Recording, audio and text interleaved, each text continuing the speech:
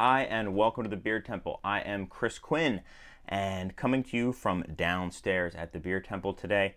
A little nervous about this show. I just got a new camera. Everything is new, so I've been using the same camera since episode 1 up until the last episode that we put out.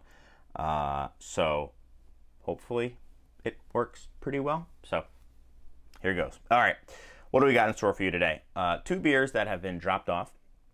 I'm hoping I'm getting the names right of the people who dropped them off as I kind of go through the mental Rolodex. So what do we have here? 2 beers with fruit in them.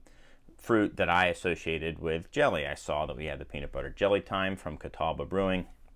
And recently we also had Into the Emptiness from Tired Hands dropped off at the store as well. I'm sorry, back into the emptiness. So I don't know. I'm grasping at straws here, trying to find themes for these shows, but I figured how different these beers very likely may be, and just kind of try them one after the other. They're not really in a head-to-head competition, but I don't know. 2 beers I wanted to try and figured why not do it. A quick word about the other podcast that I have started called the Insiders Roundtable. It is an audio podcast. People have been asking me for audio podcasts, so here you are. It is a long format show. It runs about hour and a half, hour 45 minutes. We record it live on Lumpen Radio, which is an internet and actual broadcast radio station here in Chicago. So every Thursday from 8 to 10, you can listen to the Insiders Roundtable. It's myself and about 3 to 4 guests each week who are in some way part of the beer scene. So we've had brewers and bar owners. We've had some bloggers and journalists and a whole bunch of people. So it's really good, in-depth discussion, and I think you guys would like it a lot. I've been having a blast, and the response has just been amazing. So thanks to everyone who's already watching it. Check it out. If you think it sounds like something that you would be interested in, go ahead and you can grab it on Stitcher or iTunes and stuff like that.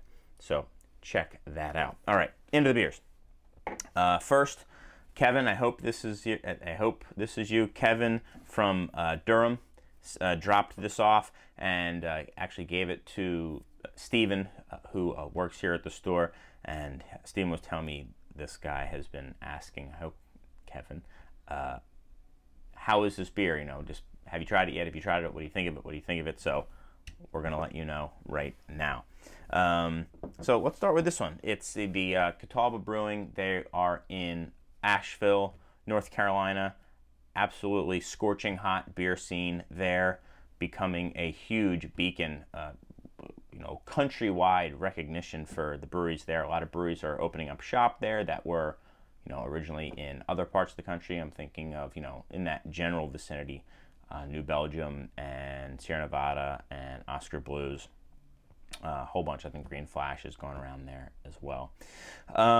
So anyway, this is a brown ale with peanuts and raspberry in there. So let's just see. Different grains, aged for weeks, it just says. So PB&J in a glass.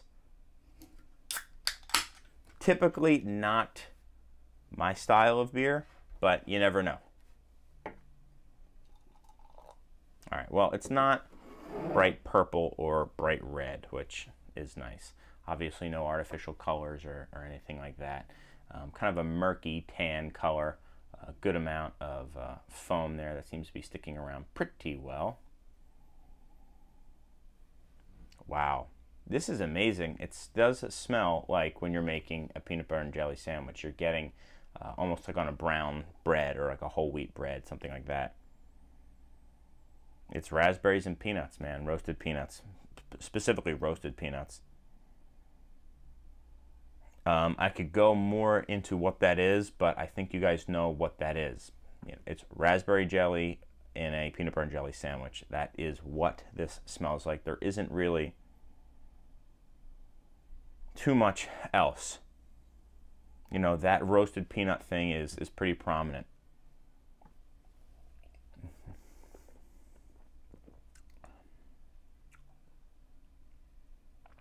So the taste is very much like a PB&J sandwich, minus one thing, the sweetness. Why is that? Well, I would presume because the sweetness would be, you know, coming from sugars, sugars from the jelly primarily, and those would have been, you know, eaten up by the yeast, you know, so those sugars are now been converted into alcohol. How strong is this beer? How many things should I have looked up ahead of time? 5.75%.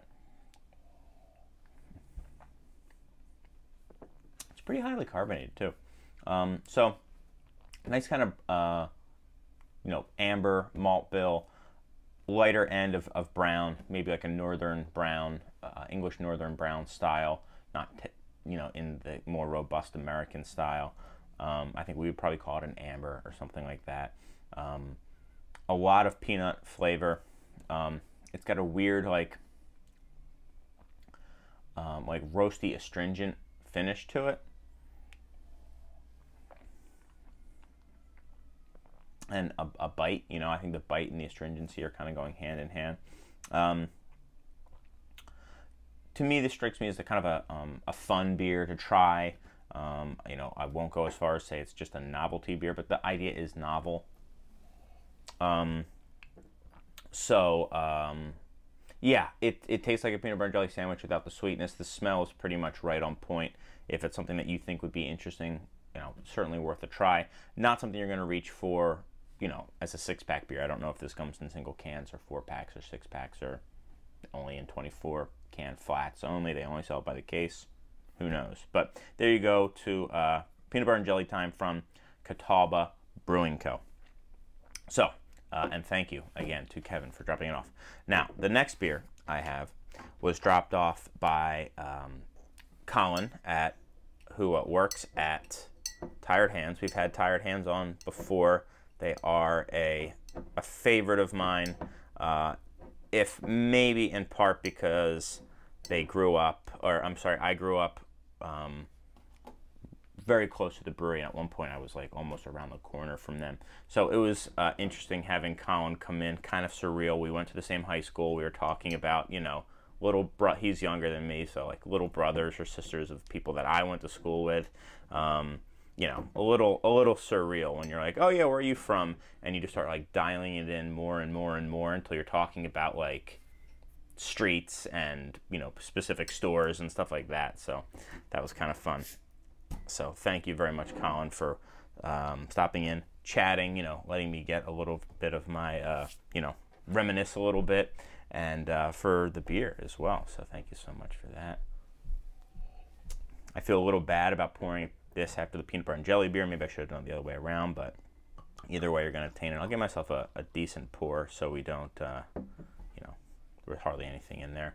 So what is this beer? Back into the emptiness is a saison, fermented in the barrel. So a barrel fermented beer, saison. The barrels were local wine barrels, and then also local heirloom grapes grown in the area were added to it as well. And it's all kind of, I think, wild yeast and bacteria are in here. Very small batch of this beer. I think they say on the label here that they basically make this 6 barrels at a time, which is a very, very, very small batch. So very lucky for us to be able to have this. Pours very clear, a really nice kind of yellow golden white foam, tiny little bubbles that are sitting around pretty well. Good stability on that foam.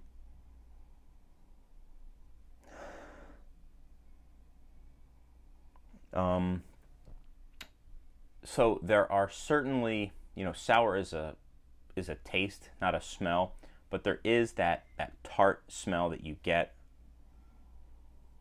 and certainly grape as well, but more of like a fresh grape or a sour grape, not sour grape candy, but an actual, you know, maybe underripe sour grape. Almost like grape seeds as well. It's probably a little bit from the wood. Not in the way, a lot in the way of like crazy phenolics or huge amounts of Brett character. Somebody's rolling up something ahead. overhead.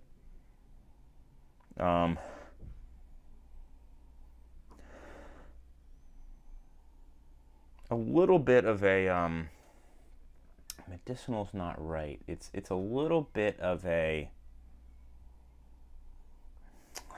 this like flowery floral thing, but I don't know, with a little bit of almost like a, not chlorine, but like it makes me think of like a pool or something like that. But I don't want to say pool water because that makes it sound terrible.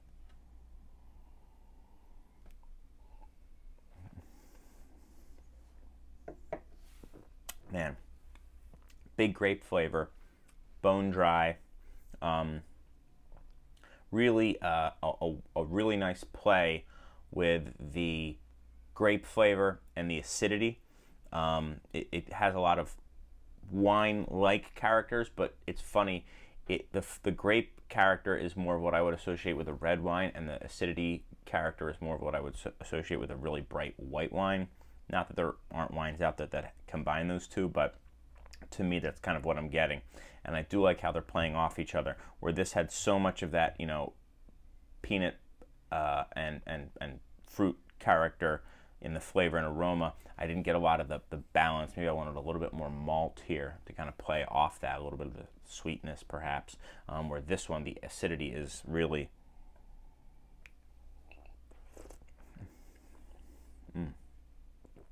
really, really fun beer. This would go great with like a cheese plate or fruit, anything like that.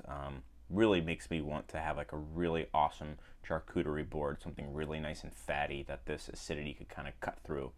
They would balance each other very, very well. So like, or like fatty cheeses, something like that.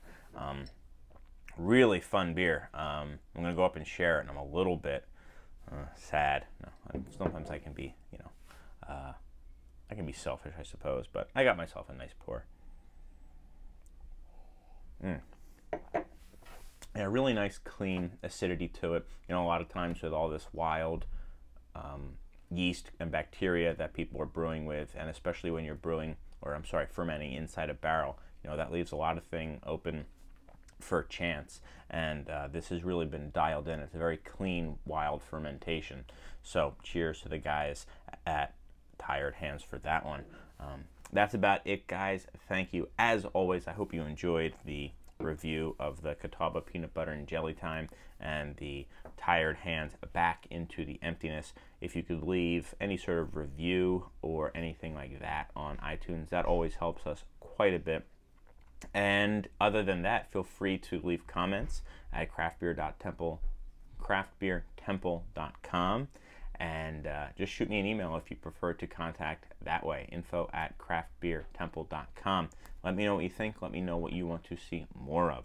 But until that time, I've got some great fruited beers to drink, and hopefully you do too. Cheers.